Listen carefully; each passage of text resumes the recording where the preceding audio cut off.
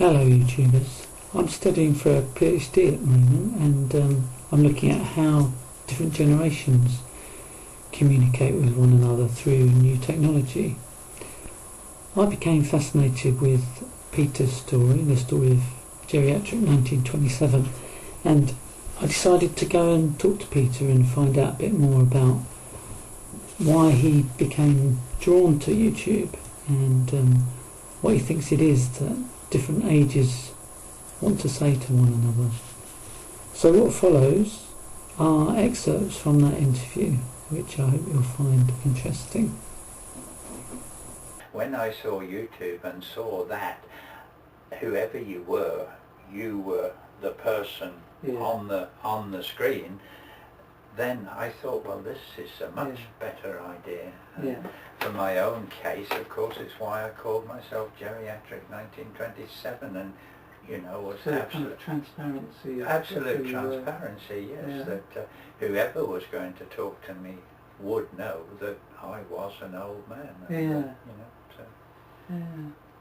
Did you not think that anyone was going to watch that? Oh no, God! I thought. Well, I mean, I knew it was a site for young people. I mean, that was very obvious, really. So I thought, God, I should be laughed out of the. And no, I never thought anybody would watch it. How do you decide what it was you were going to... I have no idea. I don't know what I'm going to do on next week's video. I suppose I started off, well, lots of, I often think of things to say by responding to questions that are asked, and a lot of people were asking me about the war, you know, and of course I was a child in the war, so I didn't have any tales of heroism or anything to tell, but I mean that enabled me to talk about my life as a child in the war, and then I don't know, it just went on. Were you surprised that they were so interested in your life? Oh yes, yes. I mean, it hasn't been a very interesting or exciting life really, but yes, I suppose. And then I talked about my well, as I developed, into the jobs I did, and my family, and motorcycling, and things I've done, and it just goes on and on, really.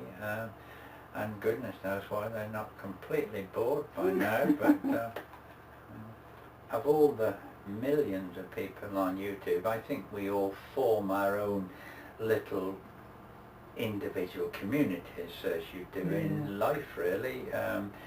Your own friends, people you like, people you're interested in, and so whilst you have a very, very wide audience, I mean, you might have thousands of people who click onto your video, but they're interested maybe, or maybe they look for a couple of seconds and switch off, who knows, but you do make individual friends through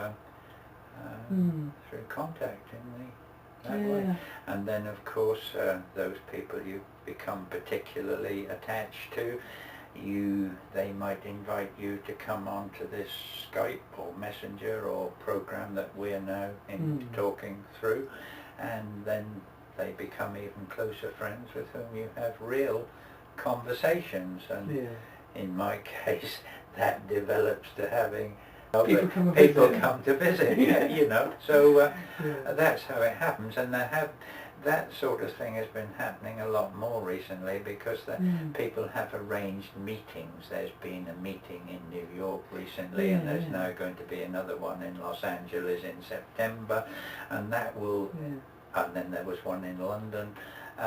So those sort of things I'm sure will increase as people physically can go and hug each other, And I mean, isn't that wonderful? I mean, this is communication, isn't it? What is communication about? What is it that people want from one another? Well, I mean, that's the big question, isn't it? Well, we're human beings. We can't survive in isolation. Mm. I mean, I don't know, we can't, can we? We must have Yeah. communication with people in our own species.